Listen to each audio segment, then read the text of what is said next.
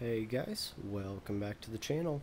In this one we're checking out the BF-109 F-4, which is probably one of the best planes in the game, honestly. I mean, it's a crazy powerful boom and zoomer with a great rate of climb, and honestly, what more could you ask for? And it's a decent grinder once you get to it, because it can research all the way up to rank 4. So, with that in mind, let's start things off with the optimal climb speed according to the, let me check that out really quick. According to the Steam forum, it's 230 kilometers an hour, but generally anywhere from 230 to 250 will be perfectly fine. I mean, you could even climb at 300 kilometers an hour, and it doesn't really matter that much because the plane is such a strong climber. So as you can see, I do have the additional gun pods equipped. Okay. So in my opinion, the extra firepower that they provide completely negates the fact that they do take a little bit off your flight performance. And what they do take off, it's really hard to notice it, and after you get used to aiming the gun pods and just using them, it's really hard not to use the gun pods. But as far as tactics for this plane goes, boom and zoom is your primary tactic. And if you guys haven't seen my previous video about, let me decide what I want to do. If you haven't seen my previous video about manual engine controls, you might want to check it out. In that I explain how to set up the keybinds and everything. So what I use manual engine controls for in this 109 and all of the 109s that come after it is a makeshift air brake. Really, what it does is in a dive, it's gonna. Okay, hang on. Yeah, that's why I have the additional cannons right there. I'm also going to. Yep, he's gonna pull off. So I guess we're pursuing this Yak 9.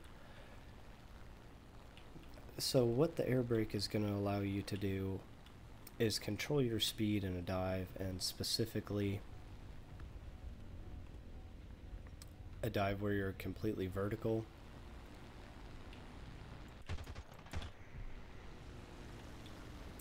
Oh, he didn't actually go into the ground. Okay.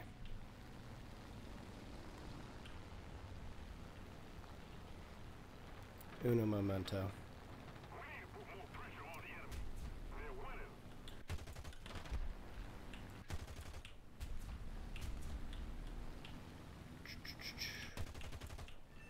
That took a lot of concentration for absolutely no reason.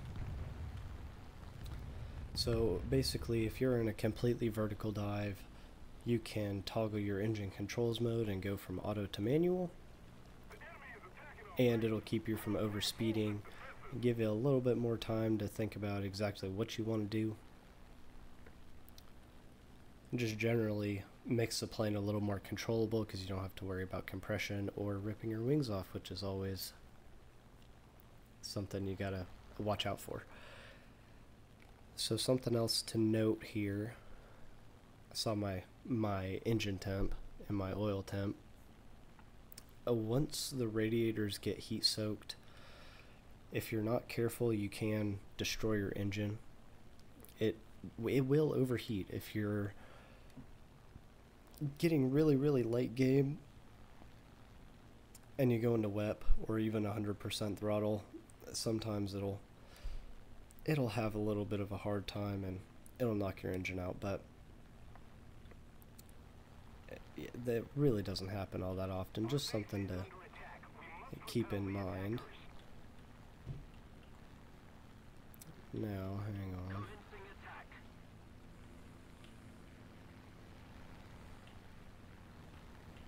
We're just gonna follow him.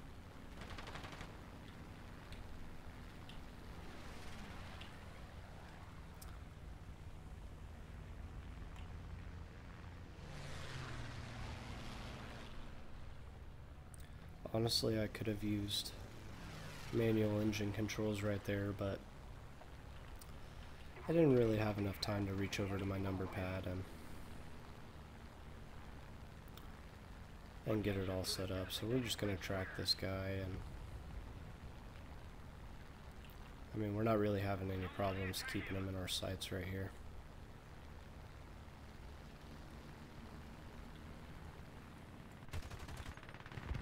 Okay, that was weird flex, but okay.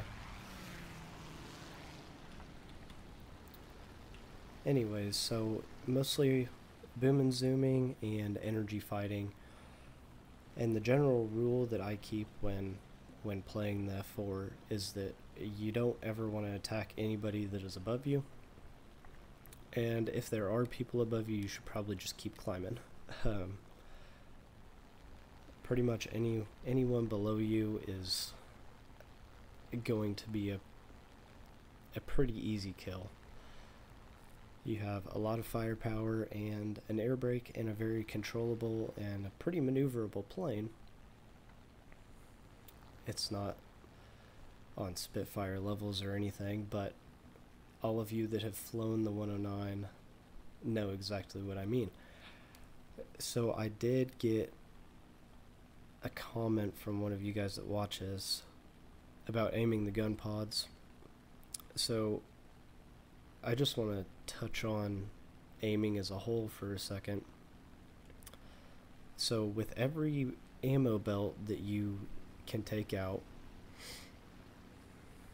I'm not going to turn in on that guy, I'm just going to climb some more. Every ammo belt that you can take out, it's going to have at least one tracer round in it, besides stealth, of course. So whenever you are aiming, you want to lead your plane using the tracers themselves. So, as you guys can see there. And I have my convergence set to 600 meters, and I do have vertical targeting enabled, so if you are having... Oh my gosh, I'm having problems taking it. I don't feel bad.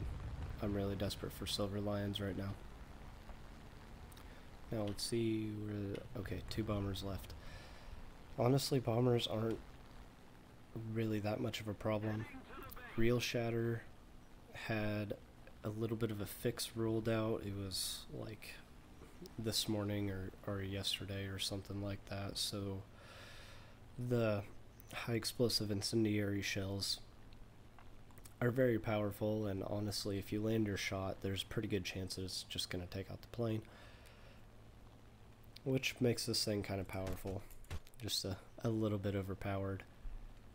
But I'm not going to ramble on anymore, and we're going to end the video right there, guys. So as always, if you enjoyed watching, leave a like down below, and if you have any War Thunder tips or planes that you want to see me fly, leave them in a comment.